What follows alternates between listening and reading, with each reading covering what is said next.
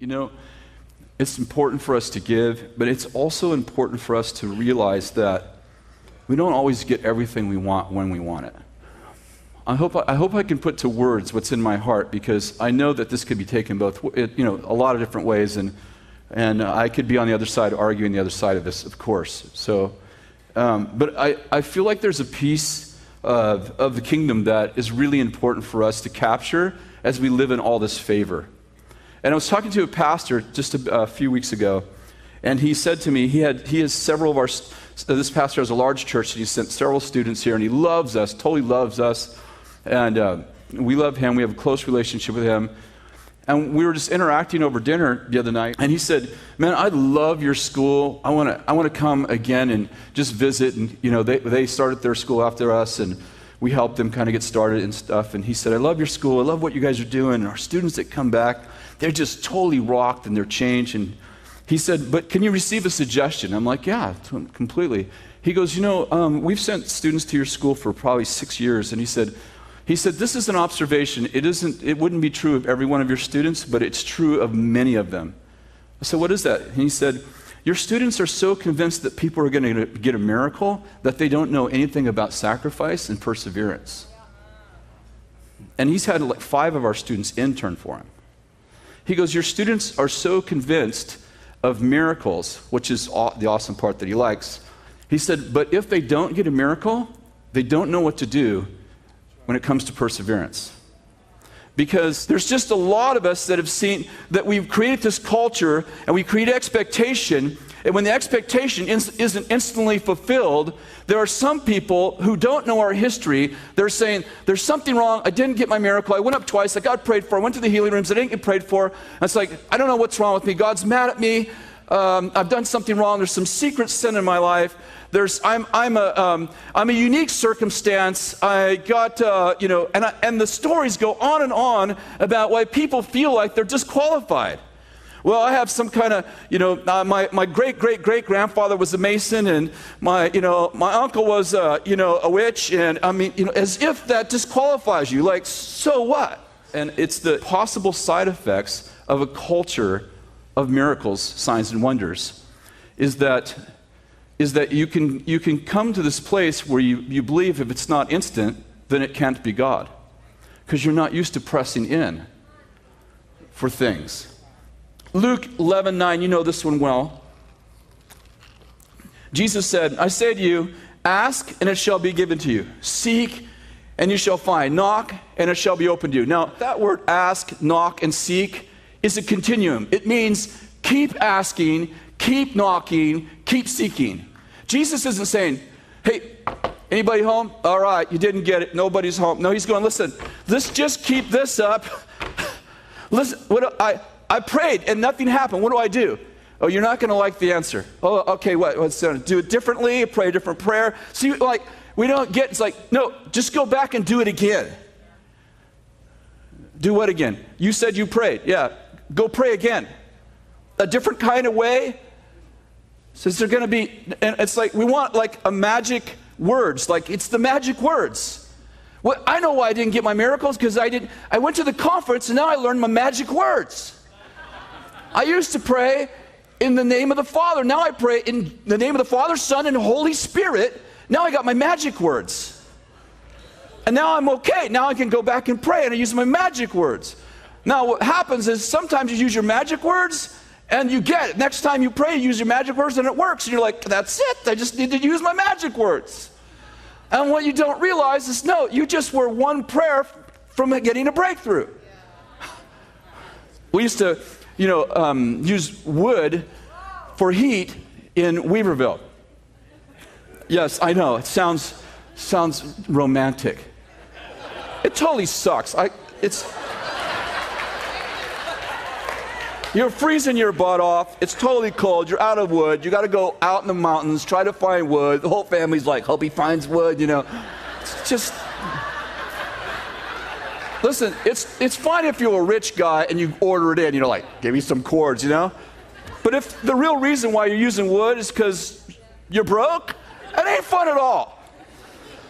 And then we'd have to split these big old rounds. Rounds is, the stump, like you cut them up and you split them in. But if you've ever split wood before, it looks, if you split a big round, it looks like this. You hit it, you hit it, you hit it, and literally your axe, your maul just bounces off.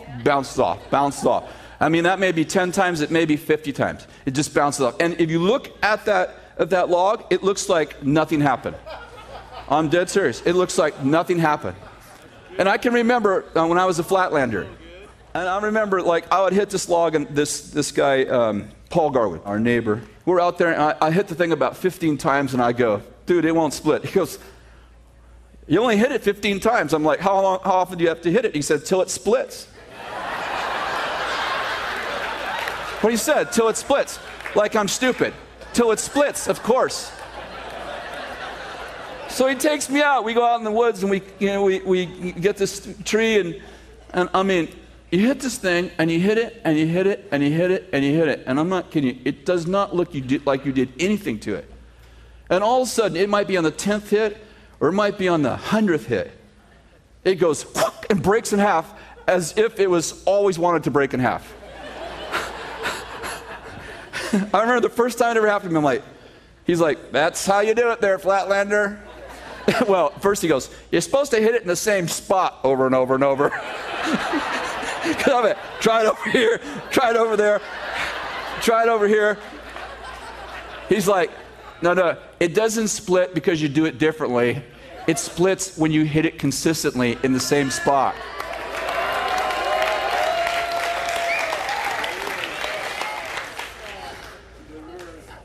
That's just a good word right there. Turn to Luke 18. Jesus was telling them a parable to show them that all times they ought to pray and not lose heart. Everybody say, not lose heart. And he says, there was a widow in the city, and she kept coming to him saying, give me legal protection from my opponent. And for a while, he was unwilling to do it. Yet because this widow bothers me, I'm going to give her legal protection. Otherwise, by continually coming to me, she wears me out. And the Lord said, hear what the unrighteous judge did. Now, will not God bring about justice for his elect who cry to him day and night? Listen to this. However, when the Son of Man comes, will he find faith on the earth? Now, the context here is really interesting, because he equates faith with the woman who refused a no.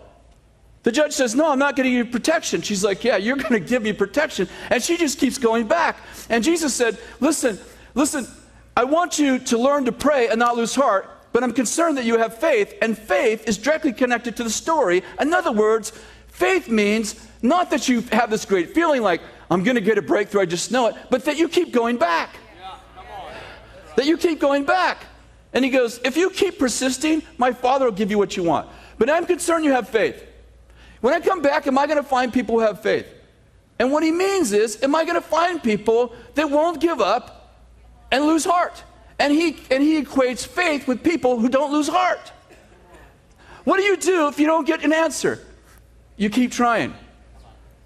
Well, I'm going to need some magic words. Well, maybe you need magic words, and maybe you need training, and maybe there's a reason. That's all good. Sozo, training, equipping. We have a whole school that does it. It's all good. But listen, you're never going to get past. You get all the words right, you get all the training, you get all the equipping, you get all that stuff. You still have to keep hitting the log till it splits. And the truth is, we're using log here as a parable. You got the parable? It is true that you can read a log after a while. You learn to read a log. It's true. And you learn that if you turn the log a certain way and you watch the grain and you read the log, you can, it doesn't mean you're going to get on the first hit or even the 10th. You still may have to go 50 times. But you would have to do 100 if you don't know the log. You don't know how to read the log. So there is something to training and equipping. If you're with me. There's something the old mountain men can teach you. And my friend didn't teach me that for the first 2 months. I'd go out and cut with him. I said, how do you do it so quick? He said, I'm just so much stronger than you. What he'd say to me, you're a wimp, man. You're a flatland. You're a city boy. So one day we're out there and he's like, look, see the grain right here? See that? See there's a knot there. See that knot? Yeah, that's a 200 hitter right there. But if you turn it this way and you hit it like that, it's going to split better. I said, why didn't you tell me that 2 months ago? Because you needed to build up your muscle and strength. Well, it's kind of interesting, isn't it? Because it was interesting the way he trained me, because at first he didn't care whether I split the log, because it's more about me than it was about getting wood. In fact, he used to bring me wood over. He goes, "Oh, piles get low, here's much wood." Because I need to get stronger. Don't matter if you could read the log or not. I'm not so sure that sometimes the Lord is trying to, let me say it differently. Sometimes I think that the Lord is more interested in the work he's doing in us than the work he's doing through us. Sometimes.